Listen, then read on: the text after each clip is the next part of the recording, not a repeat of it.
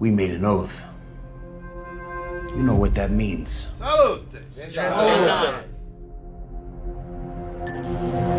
Mike does his time, stays loyal, and all those years away from his family. Laid on the sword to protect the bank for what? So that when we need real protection, it's all blank stares? All we got right now is us. Are we on our own?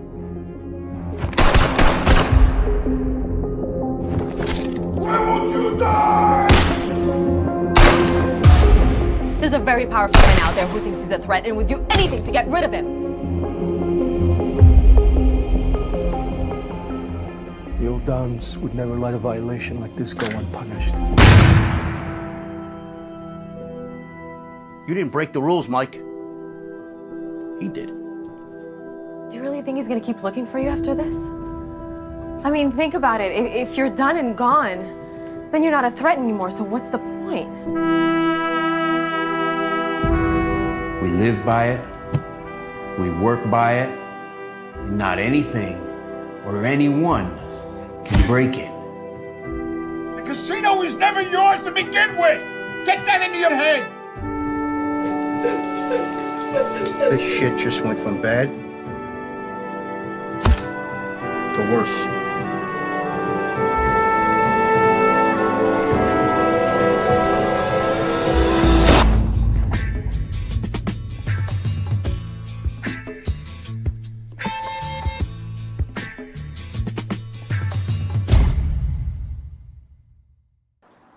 Hello, everybody. Welcome to my show. This is William Steele, True Crime. As you know, we have some fascinating guests on the show, and tonight's no exception. We have with us tonight Anthony Caliendo. Anthony Caliendo comes from a family out of Chicago. He's a mover and shaker in the food industry. He's got Caliendo Foods. He's got the big cheese. He's known as the Big Cheese. Yep. You got the cheese company on Caliendo Foods, and you have your olive oil. But more important than that, really what we're really here to focus on and get down to is I focus on inspirational stories. And this guy here pulled himself up on his own and made it after some untraditional upbringing and a father who was in the Chicago outfit. He readily admits to this. I'm not saying that anything that he doesn't want out there. So this man is a self-made man. He's now a movie producer and a movie star in his own right. Starred in MobKing recently with CIRO DAPAGio, who you became friendly with.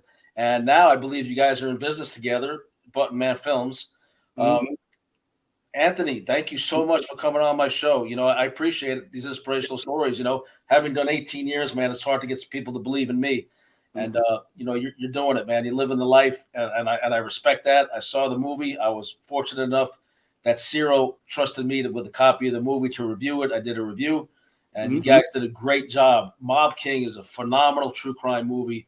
And once this thing gets released, nobody should miss it. Anthony, tell my fans, you know, I star in a TV show called Inmate to Roommate. It's a reality show on A&E. I have millions of fans. I have fan groups. I have stuff I don't even understand yet. I'm being asked to be an influencer, but I don't know a clue about being an influencer. So tell me who you are. You know, tell us a little about how you got started. Thanks for having me on the show, William. Obviously, anything I could do to help you grow. I'm a firm believer that, you know, when you're blessed, you become a blessing. So in my life, when you give back, you get back. Okay, that's just the reality of it. And when people understand that, they wind up growing, right? You know, so as far as myself, I mean, it's a crazy story. It really, truly is, man. It's a story of a young kid who grew up with, you know, two siblings. By the time I was 10 years old, my father, who was, you know, I'll say unfortunately, in the Chicago outfit, along with his uncle Vito, which was a reputed mobster in the Cicero crew back in Chicago. Most people are from Chicago. They know what I'm speaking about. Yeah. My father was nicknamed Champagne Phil, and I'm not afraid to talk about it. I mean, at the end of the day, my success didn't come from my past. My success came from what I was able to deliver and what I was able to make happen. You know, so for people that are listening, anybody that thinks they can't become really successful, you know, it's because you don't believe in yourself. You know, since I was a kid, my father left at 10 years old. My mother raised us. We were poor. We had no money. I had a shit deck of cards, William. Okay, the deck of cards that you're like no son or no child wants to have, right? You know, watching your mother cry, she trying to keep food on the table, and your father's a gangster living the gangster life, right? You know, so it's kind of a shitty story to start, but sometimes stories like that, you know, somebody has a choice in life. Like myself, I had a choice. Either I was mad that I didn't have a father and, you know, my mother raised me that was never around, or I did something about it. And for everybody that's listening, if you don't think you can do something about it, you know, think again, you know, because obviously I have a great saying, you know, if you dream it, you can achieve it, which kind of everybody always heard, right? You heard that saying, you know, and I always say you got to chase your dreams. And if you don't chase your dreams, guess what, William? Guess what when you don't chase your dreams? They don't chase you back. They don't chase you back, do they? No, you know? Absolutely not. So as a kid, when I was 18, I decided I moved down here in Florida when I was 12 from Chicago, back to Chicago at 18 to start living the life as my father did. You know, I always truly wanted to be a very successful gangster, right? When you grow up like that, you see your father, even though you hate him, he's not around.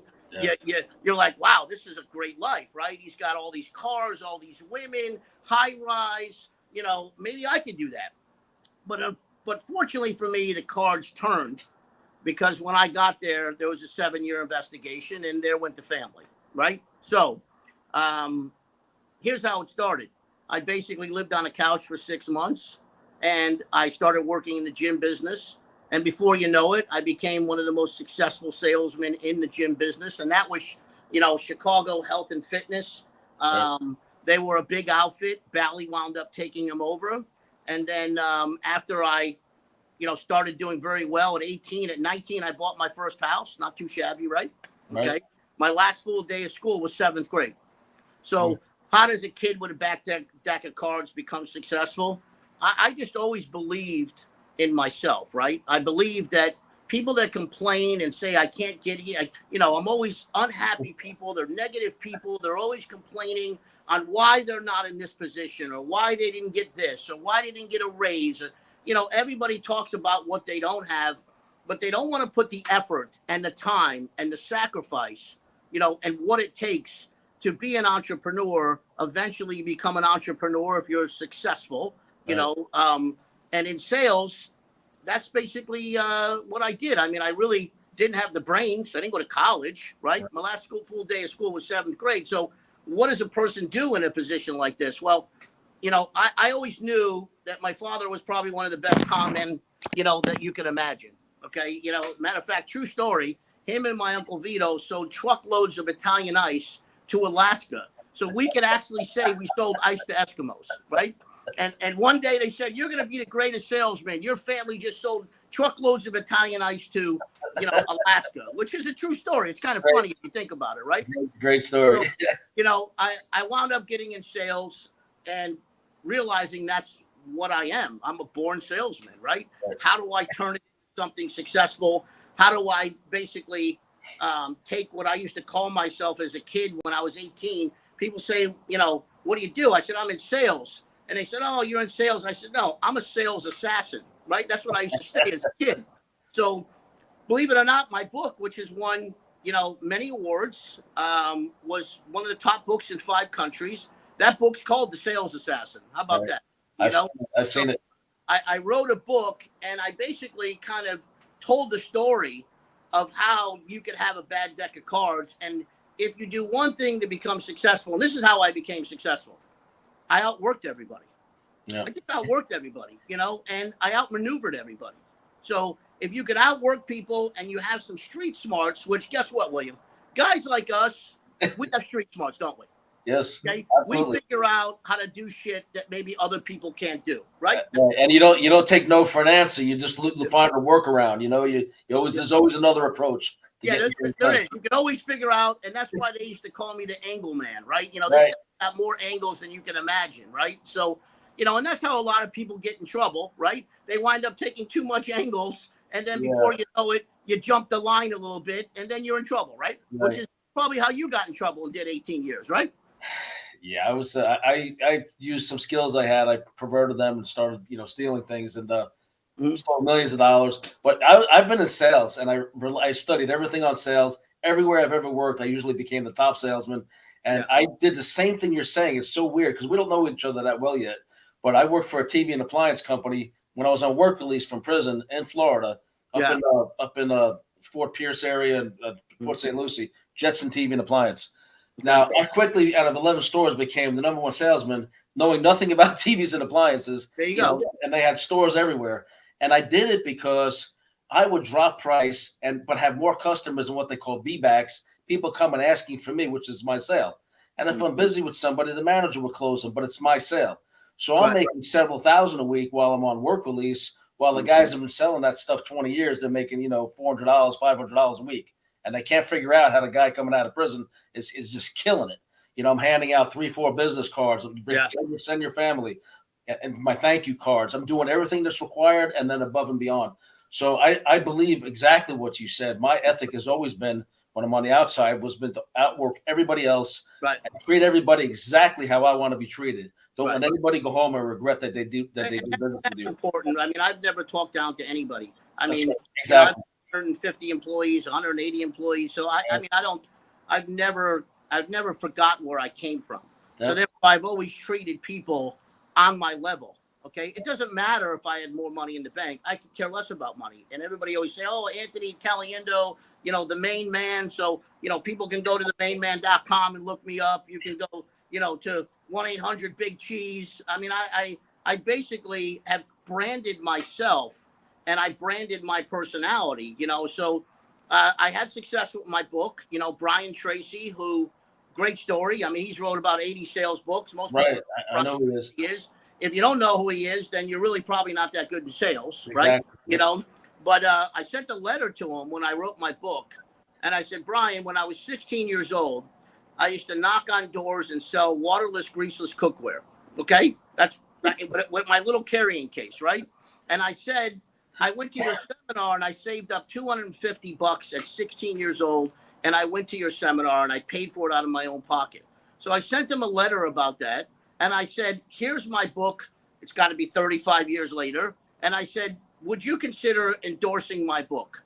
And after he read the letter and he read the book, he went on the front cover of my book. Now, is that like hitting the lotto? Yeah, I guess so. Yeah. But if you don't ask, you don't get. So I basically sent it out, and it's a true story. And I was on his show, and he talked about, my success and what I did. And then after Brian Tracy and The Sales Assassin I wrote, Brian Tracy and me, we wrote a book called Cracking the Code to Success. Wow. And then the next person that came along was amazing because that name, he wrote Chicken Soup for the Soul, Jack Canfield. Right. So I was able to get on the cover with Brian Tracy, get on a cover of the book called Recipe for Success with Jack Canfield, who, by the way, if you don't know who he is, he only sold about 500 million copies. Right. Chicken Soup for the Soul. And I see them all over the place still to this day. They're everywhere. And then the last book was written not too long ago, actually about probably 3 years ago. I wrote a book, How to Flip Your Biz and Cash Out Big, because at this stage of the game, I'm in the buying and selling of companies for people. So I buy and sell companies. So if you actually go to flipyourbiz.com, you can actually download that book for free. Okay. I'll definitely read. I'm all about sales and I'm still trying to get on my feet. So I'm trying to find my way. 18 years for nonviolent crime. I've only been out a year. The show means a lot. And I did what you did. Yeah. We had Nancy Grace cover my book while I was still incarcerated a few months before my release. She's Nancy Grace, the biggest person in true crime. Right. Covered my book, my first book on her podcast. And now she's on the front cover of my first book. So I'm doing what you did. I'm trying to, get with these people that are really powerful in this. Yeah. Well, you surround yourself around people that are successful. Look, people want to be around successful people. Exactly. Social media, as much as me and you maybe don't have all the experience with it, there's a lot of people on social media that, they try to build something and make something that they're not sometimes, right. And that's fine. But at the end of the day, I don't need to impress anybody. The only thing I need to impress is myself, okay, and my family. as far as everybody else, I'm really not a big social media person. Maybe that'll change in the future. You know, I'm doing motivational sales meetings. I'm doing a lot of other stuff, and I'll get into that. But you know, I'm very busy with all the companies that I own. I mean, obviously, I'll disclose it. I mean, I have 8 children now. You know, 5 boys and 3 girls. So I guess what I did was I always wanted to have a father. So now I was able to be really successful, okay, on my own as a self-made person, you know, but I was also able to be a great father, you know. So sometimes you can turn stuff around, which is why I've always hired people. If they came out of prison, and I knew a lot of people that came out of prison, I've always gave people an opportunity. I don't care about their background. I care about what they want to do and how they're going to change their life. Right. You know, and if they're not going to change their life and you're not going to stick to it, I'll give you a shot. But if you're going to constantly keep going back to the same shit over and over again, then obviously you got to have a nice day, because I really can't support people that don't want to help themselves. You know, you can't let them drag you down. May I ask you this? And we haven't touched on this personally, if it's something you're uncomfortable with. Like for me, everything to me, like when I was incarcerated, I was a law clerk. I was on the administration, offender representative committee. I helped resolve disputes between administration and offenders as far as to avoid litigation and grievances and all this, right? So I was always a good people person, a mediator. And but the biggest part of me doing time, not only did I take some college and university courses, my faith was real important to me. I got very deep into the Word and Bible studies and all this stuff. May I ask you, you know, where does faith fall into? Well, look, I live by 3 rules. And if everybody lived by what I'm about to say right now, and take this very serious, because there's 3 rules to my life, okay? The first is God first, okay? The second is family second. And the third is business third.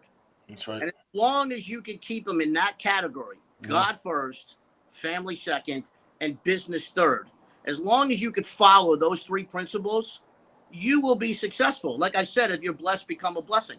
That's right. Just now, unfortunately, I had a very close friend pass away, and I just took the daughter's car out of the kindness of my heart, and I fixed it, and I gave it back to her. Her father's not here. You know, he was supposed to fix it. So I've been sitting on the board of Kids in Distress, you know, for a long time, for abused and neglected kids. I do an enormous amount of work with them over the years. I gave away 3 cars to single mothers, you know, were the main man. You know, if you Google the main man, you could see me giving away cars to single mothers. So if you're blessed, become a blessing. So that's really the reality of it. I mean, my faith is very strong.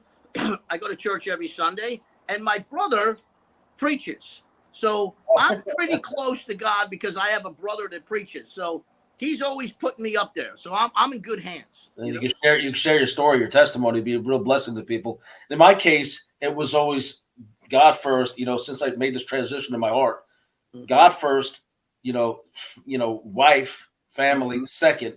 Yeah. Everything else after that. So I didn't really have this business thing going on like you do now. Right. But so it was, everything else has to be afterwards. Because as long as you follow what he's telling you to do, everything else is going to fall in line. And as long as your spouse, like I tell my fiance all the time, I said, please, it's the most important thing we have to recognize. I'm not more important than God, and you're not more important than God. It's got to be first in our life. So yeah, I live by that same thing, slight variation at the end, but I get it. Listen, let's get into now you had this dream now with your background. Thank you for sharing your success in this book. As somebody who's going to be probably doing part-time sales and then doing movies and my drama series, I'm going to get back into sales somewhere, somehow.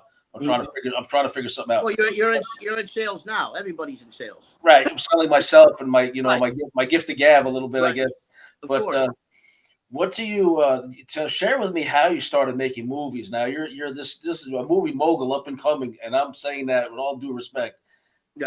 The movie you and CIRO made, MobKing, is really incredible. And tell me about it. How did you get into this? Before I talk about myself with that, let me say that the whole group that put everything together, from CIRO DAPAGIO, who created the story, who did a lot of time in prison, I looked at an opportunity, and for me, I don't jump into things I figure out a game plan of what I need to do and how I'm going to run it.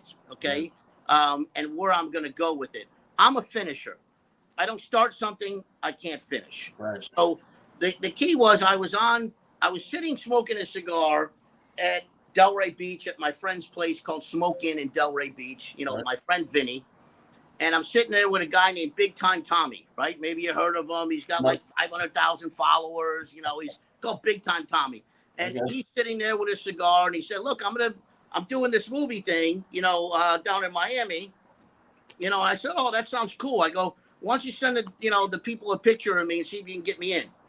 So he sends them a picture, and they're like, "Well, we want him. He's got a great look. He looks like John Gotti a little bit. We want that look." So I show up. And this is with Gravesend, William DeMeo, which I grew up in Gravesend, by the way. That's where I grew up, in Gravesend. Okay, there you go. So William DeMeo's in it. They gave me an opportunity, to be in it, which is like the first time I was ever in anything. And I was in the Philadelphia crew with Amon Asante, which is kind of amazing, right? And my friend Stevie Mortorano, he was in the crew. Right. And I just did this one scene. From there, I met some people, and that's kind of how I got introduced from a guy named Bruce Sosha, who's, Buster Sosha. You might know who he is. He's in the film. And I met, CIRO through him. And ultimately, I seen something that I've always wanted to do, right? It was like timing.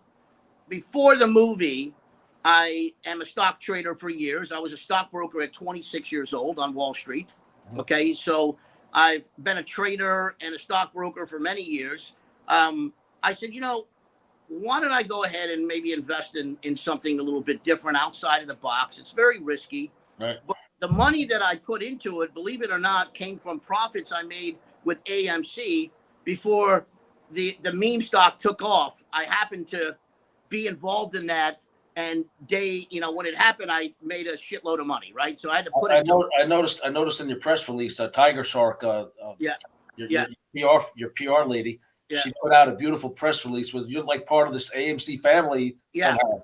It's Crystal Harvey. But as far as MobKing, let me start out by saying, look, I want to give special thanks to everybody who helped put that together, from the writers to an amazing director, to the assisting directors, to the people shooting the film, the lighting. I mean, there's a lot that goes into making a film. It's not like people just wake up one day and they throw cameras out. It takes a lot of time and effort. So my goal was to figure out how to run it like a business. I wasn't making a film. I was making a business. There's difference. Right. Okay. People shoot these films and they go out there and they spend money or others people's money to shoot these films that go absolutely nowhere. Right. Okay. Very hard to make money in that industry. Super hard. And I knew that. Okay. But because I'm in the distribution business, the food distribution business for years with my cheese and my olive oil, go figure, an Italian kid who came from, a mafia family who's now known as the Big Cheese. As a matter of fact, you know what my phone number is, William? I love your branding. You know what my phone number is? Yes, 1-800 Big Cheese, right? Yeah. So as a matter of fact, here's the Big Cheese bobblehead right here. Okay, So for all my fans, hold on, Anthony. All my fans, please like and subscribe. But also in the description, you will see links to all of Anthony's projects and products and everything. If you want to buy it, do business with Anthony. He's a great guy. Everything's above board with him. He's wonderful.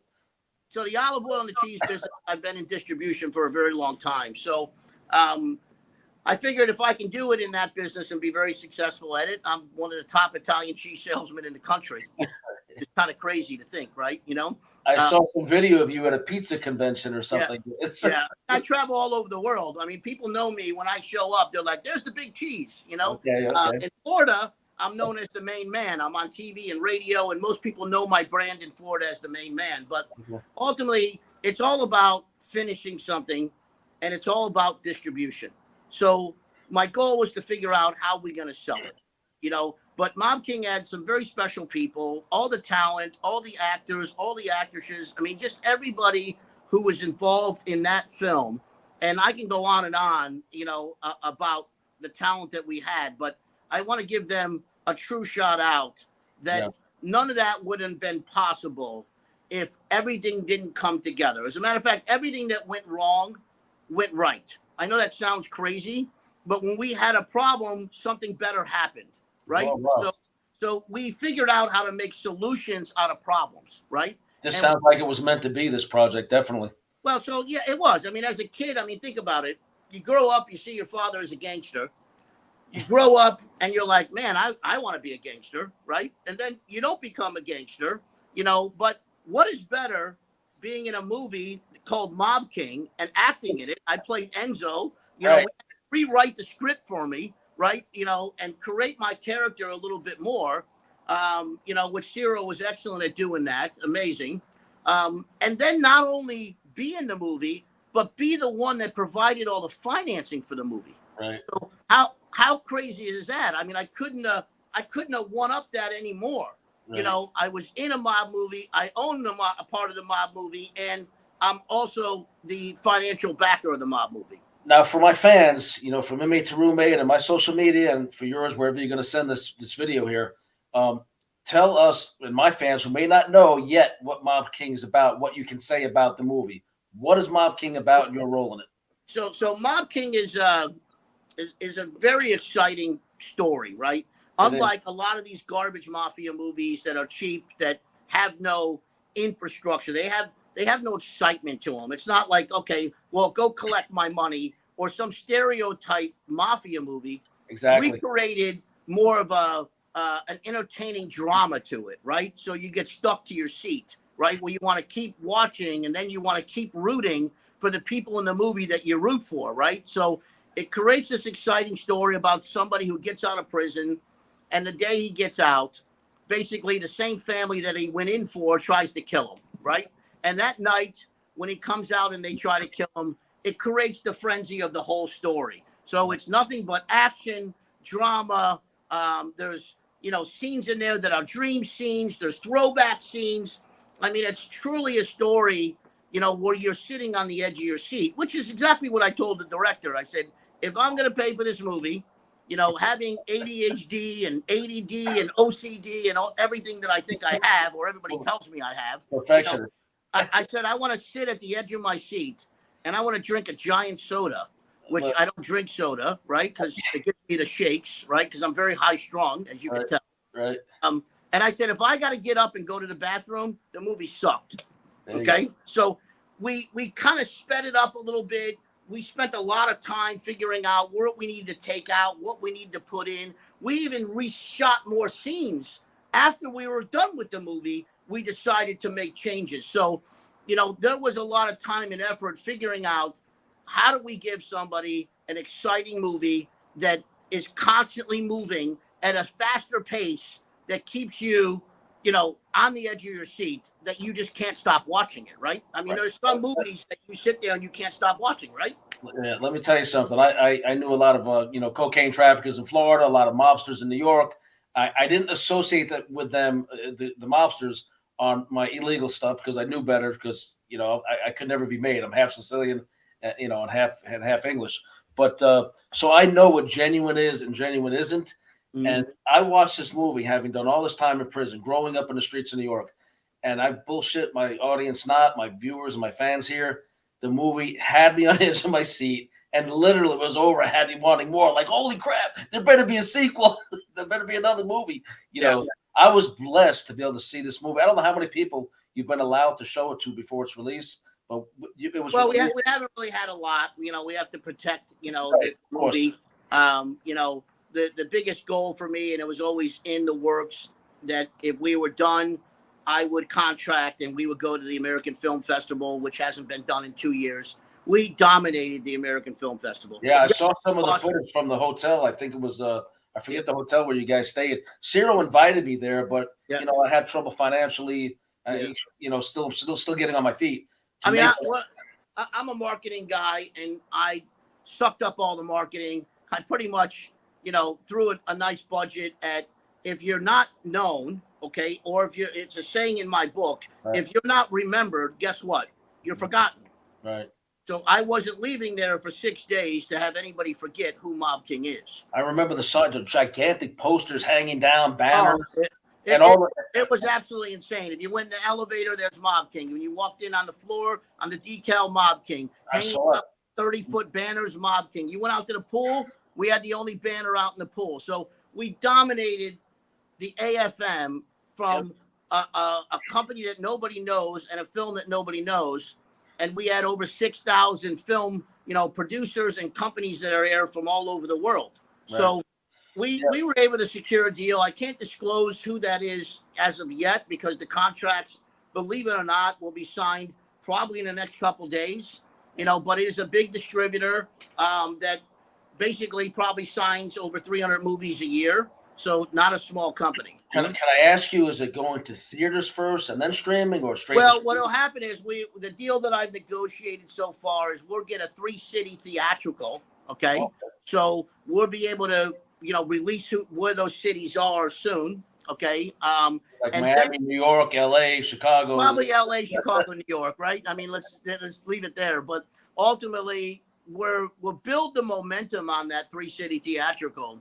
And then obviously the distributor will go out there and see who's going to take the film. I mean, are we going to go strictly across, all the channels online? Are we going to sign a deal with a Showtime or an HBO for an exclusive? Right. Are we going to go to Netflix? So really it's up to the distributors and their relationships. Because like I said, I've been in distribution in cheese, and in olive oil. It doesn't matter what distribution it is. It's the same concept, right? You have to build a relationship. You have to have a good product. Don't get me wrong. If the product sucked, maybe not everybody would want it, right? That's right. Nobody wants something that obviously they don't believe they could sell. So there's a big part of that where we had a great film, but we spent a lot of time and money to make sure that we were making the proper sacrifices and the proper decisions, to figure out how to cut this film and make it the best. Yeah. Right. And again, I can't say it enough. It's phenomenal. Now, I was going to go out there. I had TMZ. I did an interview on TMZ with Harvey Levin for my reality show. And that interview alone, because it was just incredible. Harvey was fantastic. Got like 7 million views. So now, my fiance is a regular contributor to TMZ. She's on there all the time doing commentary on different stories. And I wanted to have TMZ cover me being out there as part of me getting on my feet post-incarceration, doing my true crime, interviewing you guys, about MobKing. And I just couldn't swing it. And I really regret that I wasn't able to make it. I know a couple of other true crime guys were invited out there too. So yeah, it was a great time. It was a lesson learned, but more importantly, the finish line is here. MobKing will be seen all over the world. I'm in negotiations right now with several companies for the international side. Good. We will sign a North American deal first, and simultaneously after that, we will sign an international deal where we'll be going out to, countries all over the world. So, we're hoping, and I believe everything is in place to make MobKing successful. Now it's really up to the movie to make it work, right? The viewers got to basically watch it, and they got to say, look, we love this movie. We love the MobKing name. We're getting millions. I mean, we get millions of people all over the world that watch it. Then we can get that momentum and then create, MobKing sequel, or maybe a MobKing series, or another movie for MobKing, and bring bigger actors and take this, what we did, and grow that MobKing name. And that would be obviously the goal, but that's branding. If there's anything else that we could do, except for now, it's going to be up to the viewers, to view it and say, we love it. And then it takes off. And that's how it works, right? For something to become amazing, it's got to be amazing because people think it's awesome, right? Not because we think it's awesome. Right. But, and that's what we believe is going to happen. I'm a complete outsider to this whole process. I wasn't in the movie. A full disclaimer. CIRO said, would you like to review it? I appreciate what you're doing. Get straight out of prison, trying to get on your feet. You have a good show. Would you review my movie? And from somebody who lived a life of crime, your movie's incredible. You did a fantastic job. The acting's phenomenal. I mean, it literally wanted me. It went by so fast. First of all, I didn't get up to go to the bathroom or get anything to eat. Right. And I watched it with my fiance, and she's like, "It's a good movie." So it was really, I can't say any more than that without giving away any of your So how secrets. do you think I did as my first acting thing? I think you're phenomenal. You played the serious gangster. You had a concern for the characters, as opposed to everybody that was trying to, get CIRO killed. The one guy, the son of the head gangster, was, But I can't go into details. But I think you were phenomenal. I think you have a future in this. I think you should have been cast in one of the Gotti movies. Yeah. Well, look, it all starts from something, right? So at the end of the day, the hope is that everybody that was involved with MobKing, from the actors to the actresses to CIRO to the director to the line producer, Crystal Harvey, to, Christy, who did an amazing job, to everybody who was involved, the benefit for everybody is when this is successful, everybody's successful. That's right. I don't care about, I don't care about, I don't care. I mean, success, I'm going to do it regardless. I've done it my whole life. I've made millions and I've lost millions, but ultimately I'm more concerned for the people that need it more than me. Right. Of course, everybody wants to make their money back. Nobody likes to lose money. I don't like to lose money, which is why I only get involved in things that I can have some kind of control so I can make sure it can get to the finish line, because it's not how you start, it's how you finish. When I saw you carry yourself, the way you carry yourself in the movie, I'm pitching a movie and a drama series myself, and I do have some access, an A&E network. And I know to pitch to other networks, they require specialized agents and all this nonsense. Some of them do. But there's a role that I thought, for a character from my past, that I said to my fiance, I said, man, Anthony would be really good in that. So I'll keep you in mind if mine ever gets off the ground, if I have any say so, who gets cast. So sure, I appreciate that. and And CIRO as well, because this is not the only thing I'll be doing. I mean, the goal is I won't do anything else until I make this successful. That's just how I am. right. If you're successful in something, everybody wants to work with you. That's if right. you can't make something successful, nobody wants to hear it, right? They want to hear, what did you do and what did you get, right?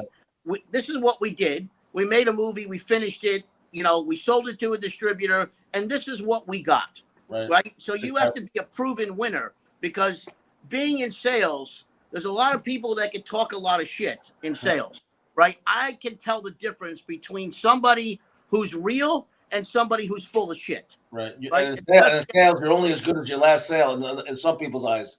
Right. So I can feel it, right? My success is on emotions, is on reading people and understanding their thinking and understanding what I need to do next, right? So it's no different than martial arts, which is why the book's called The Sales Assassin: How to Master Your Black Belt in Sales. 9 chapters, 9 belts. I teach you how to get a black belt in sales. So I've got to read it. I'm gonna check that out. See how I can get my hands on a copy of that.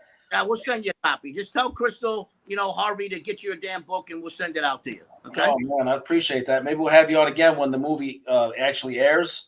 Once you get some reviews in, some other reviews, but I did see you guys. I think they did a story about the movie in Variety, was it, or Hollywood Reporter, or both?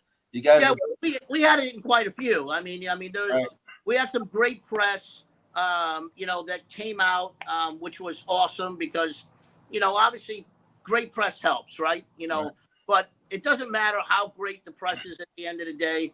Is your movie good? Is the product good? Because if you don't have a good product, whether it's olive oil, whether it's cheese, or whether it's a movie, it has to be a good product. Nobody wants a shit product. Exactly. So MobKing is definitely not that. It is an incredible product, and we're going to show the world how good it is. Right. And we're going to show how you could take a dream and you can achieve it, right? Because it's not only my dream, but it's also CIRO's. It's also the directors. It's everybody who is involved in the film. They want to see something successful that they could say they were part of it and they help contribute to it, because everybody gets successful. Basically, that's really all I want. I want everybody to be successful. There's an old school expression: rising tide lift all boats. So if you make it, everybody's going to make it, because you're attached to the same product. No man is an island, right? It takes a team, right? If you don't have a good team, I guarantee you won't last too long. So my success has always come from my team. I assemble a great team, and I basically execute. But I'm the finisher. I'm the closer. I'm the finisher. But I make a massive mess, and then I have everybody help me clean it up. But I'm good at getting it cleaned up, and then I'm good at getting it to the finish line. I believe it. I can see how you carry yourself and all your successes. Okay, Anthony, we're going to wrap this up. We try not to go too long. Yeah. We don't want to lose people's interest. It's a beautiful story, great movie. Anything else you want to put out there, pitch, promote? I know your oil's doing good. What is the name of your oil again? So they can go to CALIENDOfoods.com, or they can go to Amazon and put in Caliendo olive oil or Caliendo balsamics. Obviously that's CALIENDOfoods.com. The main man, if you go to themainman.com, if you own a business or ever interested in selling a business, obviously you can talk to me about that. I'm, one of the top business brokers in the state of Florida.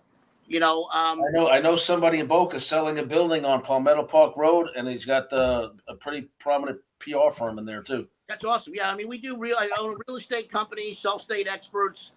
So basically, when it comes to, real estate, when it comes to selling businesses, obviously we have the distribution company. We have milanoscheese.com or 1-800-BIG-CHEESE.com. These are some of the sites and some of the things that I do. And then obviously they can go to MobKing, okay, and go to that website and take a look at that. And they can even Google, MobKing official trailer, and they can actually watch the trailer that we have. I'm putting that at the end of this video, and I'm going to put it at the beginning. We're going to bookend it with your trailer. So let's wrap this up. I do want to know one thing though, because our audience is very much the same. A lot of Italian, a lot of good eating, a lot of people that are healthy minded. What sets your olive oil apart? I've been curious about that. Well, with olive oil, there's a lot of crap olive oil out there. Yep. So if you go in a grocery store and you look at all the extra virgin olive oil on the shelf, if the color isn't dark enough, don't buy it. Okay? So you have to have a pure, good olive oil. All of ours comes from a region in Naples where my family comes from. It's got to have a strong bite to it. Matter of fact, if you take a little sip of olive oil and it doesn't burn a little bit in the back of your throat, dump it down the drain. Right. Okay. So what sets it apart is the region it comes from. And we have 18 infusions of olive oil. Okay. Wow. 18. And then we have 10 infusions of balsamic from fig to pomegranate to raspberry to apple. So when you go to CALIENDOfoods.com, you can see it. Now, as a chef, because I don't know if you know, but if you go onto my Facebook, you see me cooking all the time. Right. I know you're big on the Sunday meals. I know that. That's what I do. I do Sunday gravy every Sunday. There's 30, 40 people at the house every Sunday. And nobody can be in the kitchen, and I'm the chef, right? So eventually the next stage, we're gonna be doing a cooking show called Chefed Up. And down the road, we'll talk about that, because that's something I'm going to be using my personality. I own chefedup.com, and we're going to create this Chefed Up show, which is going to be a lot of fun because it's my personality in the kitchen. And let's just say you're not going to get a better personality in the kitchen and have a load of fun. When you watch me, you're going to enjoy it. Yeah, you're funny, you're personable, and you're What do you mean I'm funny? I'm usual. I amuse you. What do you mean I'm funny? Yeah, and then most people know my last name. Look, I'll give a plug to my cousin Frank Caliendo. Most people know my cousin Frank Caliendo, one of the top impersonators in the country, for that matter, probably in the world. So a lot of people know the Caliendo name, and that's helped obviously with the Caliendo brand. Yep. I'm launching a PR firm myself, by the way. Steal Spotlight Media. Awesome. Go, yeah. Well, all right. Wish you the best. I thank you for having me on the show, and get ready to watch MobKing when it comes out. I can't wait. We're going to be down in Florida in a few weeks. I'll also look you up. Look you and CIRO up. We were in Boca not long ago. We did some filming down there. I had to come back to Indiana to film some more. But Anthony, it was wonderful having you on the show. You're a phenomenal guest. Great guy, personality. Everybody, check out MobKing. Go to the links in the description. Click on the links for his books, his products, his olive oil, cheese. This guy's all over the place, and he does it right. He's not half-assing anything. He's a real success story, American dream. Thank you again, Anthony. You have a good night. Take care. Have a good night. God bless. We made an oath You know what that means.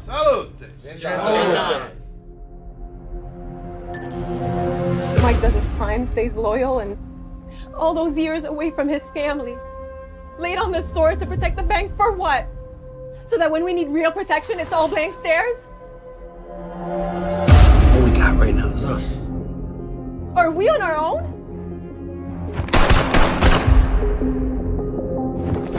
Why won't you die? There's a very powerful man out there who thinks he's a threat and would do anything to get rid of him. The old Dons would never let a violation like this go unpunished. You didn't break the rules, Mike. He did. Do you really think he's gonna keep looking for you after this?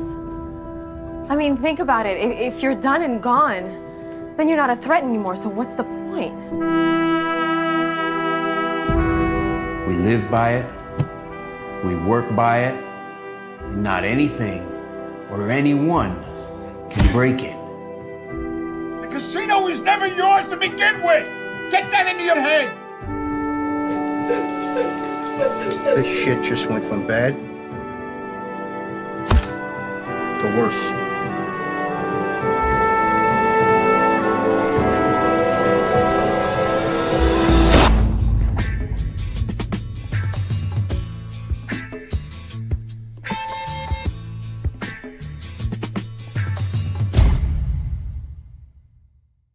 This is William Steele.